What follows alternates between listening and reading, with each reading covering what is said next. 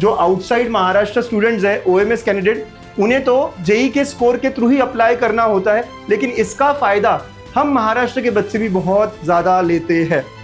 Because Maharashtra के बच्चों ने भी जेई मेंस दिया है, तो आप ये स्कोर यूज करके भी एक डिसेंट कॉलेज या अच्छा कॉलेज ले सकते हो। आईसीटी मुंबई पता है आपको, institute of chemical technology Mumbai का बहुत ज़्यादा जाना माना कॉलेज है केमिकल के लिए। यहाँ पर तो 30% सीट्स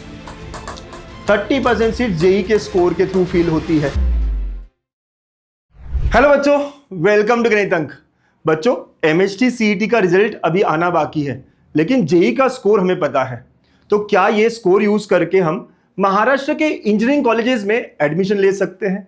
अगर ले सकते हैं तो कौन से कॉलेज में ये अप्लीकेबल है, कितना % कोटा होता है, फीस क्या होती है, किस कट ऑफ पे मुझे कौन सा कॉलेज मिलेगा, सारी डिटेल्स आज के इस वीडियो में हम देखने वाले हैं। वीडियो इंपॉर्टेंट है आप सबके लिए। बच्चों, आपने मेहनत करी है, जेई का स्कोर लाया है, राइट, लेकिन बहुत बार ऐसा हमें लगता है कि शायद एनआईटी में अच्छी ब्रांच नहीं मिलेगी। बहुत बार आप जोसा काउंसलिंग में जा रहे हो, लेकिन यू हैव एन आइडिया कि यार मेरा जो परसेंटाइल है 92 परसेंटाइल आया है, तो उसमें मुझे अच्छा ऑप्शन शायद ना मिले।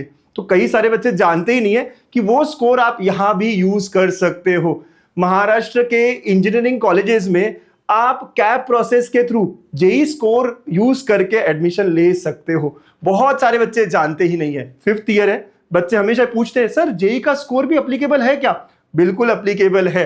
ऑल इंडिया सीट्स कहा जाता है बच्चों, राइट। तो जेई मेन स्कोर यूज होता है इन सीट्स के लिए। 15% कोटा होता है। एंड जो आउटसाइड महाराष्ट्र स्टूडेंट्स है, ओएमएस कैंडिडेट, उन्हें तो जेई के स्कोर के थ्रू ही अप्लाई करना होता है, लेकिन इसका फायदा हम महाराष्ट्र के बच्चे भी बहुत ज्यादा लेते हैं। बिकॉज महाराष्ट्र के बच्चों ने भी जेई मेंस दिया है, तो आप ये स्कोर यूज करके भी एक डिसेंट कॉलेज या अच्छा कॉलेज ले सकते हो, राइट। कौन कौन से कॉलेजेस एक्सेप्ट करते हैं? तो सबसे पहली बात, गवर्नमेंट कॉलेजेस एक्सेप्ट करते हैं क्या?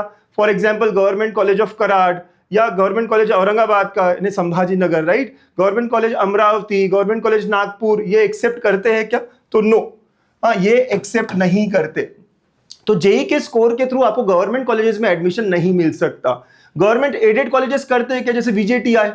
Again no. फिर उसके बाद में एसजीजीएस नांदेड़ का, अगेन नो। वालचंद सांगली, अब ये भी गवर्नमेंट एडेड कॉलेज है, लेकिन ये इंटरेस्टिंग केस है बिकॉज यहाँ पे कुछ ब्रांचेज है। अब वालचंद सांगली की बात कर रहा हूं, कुछ ब्रांचेज है, computer science, IT, AI, robotics, वहां अनएडेड सीट्स भी है। तो सिर्फ और सिर्फ उन अनएडेड सीट्स के लिए जेई मेंस का स्कोर एक्सेप्ट किया जाएगा, बाकी ब्रांचेस में नहीं होता। तो गवर्नमेंट कॉलेज और गवर्नमेंट एडेड कॉलेजेस में जेई का स्कोर एक्सेप्ट नहीं करते, ठीक है। यहाँ सीओईपी एक अलग एक्सेप्शन बना है जब से वो टेक्नोलॉजिकल यूनिवर्सिटी बना है। तो सीओईपी में यस एक्सेप्ट होता है, इवन 20% कोटा होता है जेई स्कोर को, ज्यादा बड़ा कोटा है। और सारे ही प्राइवेट कॉलेजेस जैसे वीआईटी पुणे हो गया, पीआईसीटी हो गया, डीजे सांगवी हो गया, अपने अपने शहर के जो भी आपको अच्छे कॉलेजेस लगते हैं, वाईसीसी हो गया नागपुर का, इन सारे कॉलेजेस में 15% कोटा है। मतलब कि 15% सीट्स जो है वो जेई के स्कोर के थ्रू ऑल इंडिया सीट्स इस फॉर्मेट में फिल होती है। एग्जाम्पल देता हूं मैं आपको, सीओईपी की बात कर रहा हूं। सीओईपी में कैप प्रोसेस में पूरे 300 सीट्स है, 300। एंड जैसे मैंने कहा 20%, सीओईपी में थोड़ा ज्यादा है 20%, तो 300 का 20% 60 सीट्स ऑल इंडिया कोटा से जा रहा है, ऑल इंडिया कोटा से फिल होगा, राइट। ये बहुत बहुत इंपॉर्टेंट है जानना आपको। यानी अगर आप जेई मेंस में अच्छा लेकर आए हो तो आप सीओईपी में एंटर कर सकते हो, भले ही आपका सीईटी का स्कोर आया हो, नहीं आया हो, दिया हो, नहीं दिया हो, ठीक है। एक और इंटरेस्टिंग फैक्ट, आईसीटी मुंबई पता है आपको, institute of chemical technology Mumbai का बहुत ज्यादा जाना माना कॉलेज है केमिकल के लिए। यहां पर तो 30% सीट्स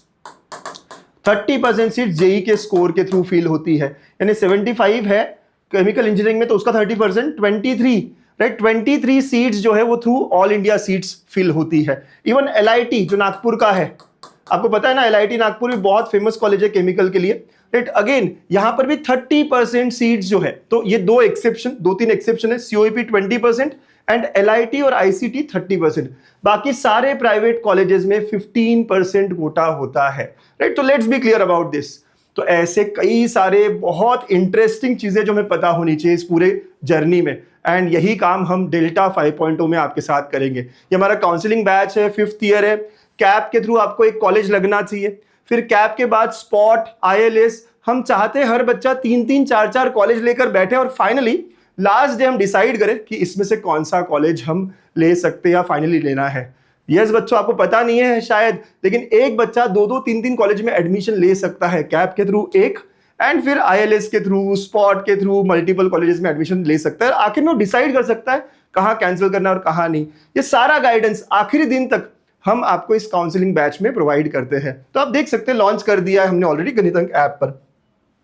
अब यहाँ क्वेश्चन आता है कि सर मैंने CET भी दिया है, मैंने JEE मेंस भी दिया है, कौन सा स्कोर मैं यूज करूं? मैं तो बड़ा कंफ्यूज हो गया। लेट से CET में आपका 110 मार्क्स आया है, अज्यूम करो, मार्क्स क्योंकि भी परसेंटाइल पता नहीं है आपको, अज्यूम करो यहाँ पे आपका 92 परसेंटाइल आया है।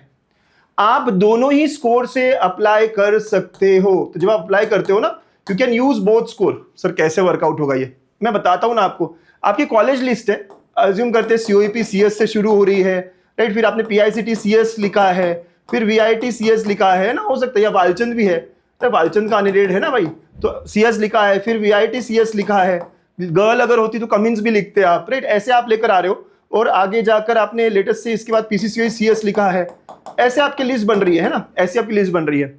अब जब आप लिस्ट डालते हो, अपलोड करते हो आगे प्रोसेस में, अब JEE का स्कोर 92 परसेंटाइल था और इसमें 110 मार्क्स थे। अज्यूम कर रहा हूं मैं ये नहीं कह रहा हूं कि यही मिलेगा, अजम्पशन है, अज्यूम कर रहा हूं कि यार ये JEE मेंस के स्कोर के थ्रू आपको लग गया और ये आपको MHT CET स्कोर के थ्रू लग गया।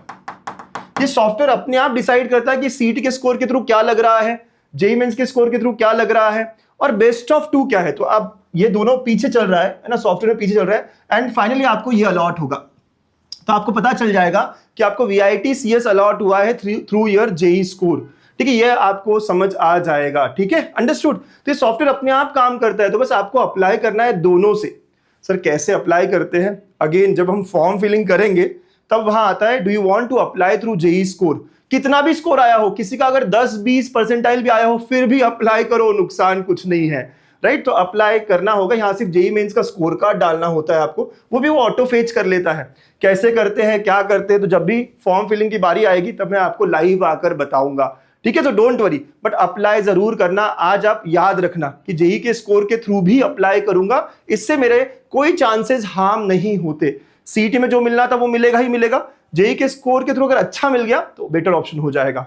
अब सबसे बड़ा क्वेश्चन, लेकिन सर मैं OBC कैंडिडेट हूं, मेरी फीस हाफ हो जाती है, राइट, मैं SC कैंडिडेट हूं, मुझे तो फीस बहुत कम लगती है अगर मैं CET स्कोर के थ्रू करता हूं। तो ऐसा सेम अप्लीकेबल है अगर आप JEE के स्कोर के थ्रू भी करोगे। सिंपल बात कहूं, कैप प्रोसेस में आप चाहे JEE के थ्रू एडमिशन लो या MHT CET के थ्रू एडमिशन लो, फीस आपको आपके कैटेगरी की ही लगती है ना, कैटेगरी की ही लगती है। यानी कि अगर यहाँ पे VIT CS आपको मिला है, वो JEE मेंस के स्कोर के थ्रू मिला है, फिर भी अगर आप OBC कैटेगरी के हो तो OBC की ही फीस लगेगी, राइट। तो ये बहुत इंपॉर्टेंट बात है, यहाँ बच्चों को आइडिया ही नहीं होता कि फीस में भी सेम कंसेशन है। तो प्लीज रिमेंबर दिस, ठीक है, वेरी वेरी इंपॉर्टेंट पॉइंट है ये, राइट। अब कट ऑफ्स, कितने स्कोर पर कौन सा कॉलेज मिलता है, लेट्स सी कि अगर मेरे 92 परसेंटाइल होते तो मुझे कौन सा एक्चुअली कॉलेज मिलता है ना। JEE मेंस में अगर 92 परसेंटाइल है, क्योंकि हमारे पास ऑलरेडी एक स्कोर हमारे पास है, सो लेट्स सी ना कि कौन सा कॉलेज है जो इस बेसिस पे एटलीस्ट ये कॉलेज तो मेरा फिक्स है, ये तो मुझे मिल ही जाएगा। तो डेटा देखकर समझते हैं। सो 92 परसेंटाइल का है और अगर मुझे CSIT चाहिए तो देखो यहाँ पे ये कॉलेज मिल रहा है, तो विच इज JSPM, तो टॉप 10-12 कॉलेज में आ जाता है। IT ब्रांच मिल रही है 92 पे मुझे, राइट। अगर मैं कहूँ ENTC भी मुझे चल जाएगा बाबा, तो ENTC 92 पे क्या मिल रहा है, ये वाला कॉलेज, तो you can see DY Patil Akurdi, है ना, ये वाला कॉलेज मिल रहा है। अगर मैं कहूँ मुंबई रीजन में क्या हो रहा है सर, देखो 92 पे, तो आप देख सकते हो 92 पे मुझे यहाँ पे CSAI कोई ब्रांच है ठाकुर में मिल रही है, राइट। तो आप देख रहे हो यहाँ पे विद्या अलंकार में भी आपको IT मिल रहा है 92 के अराउंड। तो यू हैव मल्टीपल ऑप्शंस। अगर ENTC की बात करें तो ENTC भी आपको कहीं मिल जाएगा। अगेन ये कौन सा कॉलेज हुआ, ठाकुर कॉलेज हुआ। तो आपको जो है काफी सारे ऑप्शंस खुल जाते हैं। सर मैं नागपुर से हूँ, नागपुर में क्या मिलेगा, राइट, उस परसेंटाइल पे तो नागपुर में भी आप देख सकते हो काफी कुछ। YCC मिल जाएगा आपको, 89 के अराउंड ही लास्ट ईयर क्लोज हुआ था। तो ये कट ऑफ से लास्ट ईयर के, और ये प्रिडिक्ट करते हैं कि इस साल भी similar kind of cut offs होंगे। ठीक है, तो ये डेटा बताता है कि मुझे क्या क्या मिल सकता है। It's very important. ठीक है, तो ऐसे एनालिसिस करके हम समझ सकते हैं कि मुझे कौन सा कॉलेज 92 परसेंटाइल पे।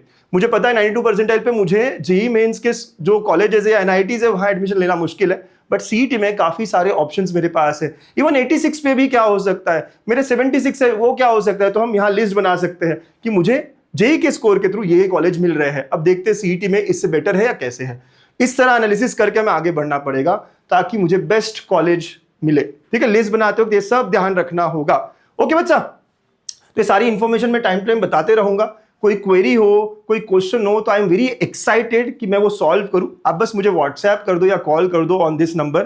ठीक है, बाकी गणितंक और अंकुश सर हमेशा आपके साथ रहेगा। All the best.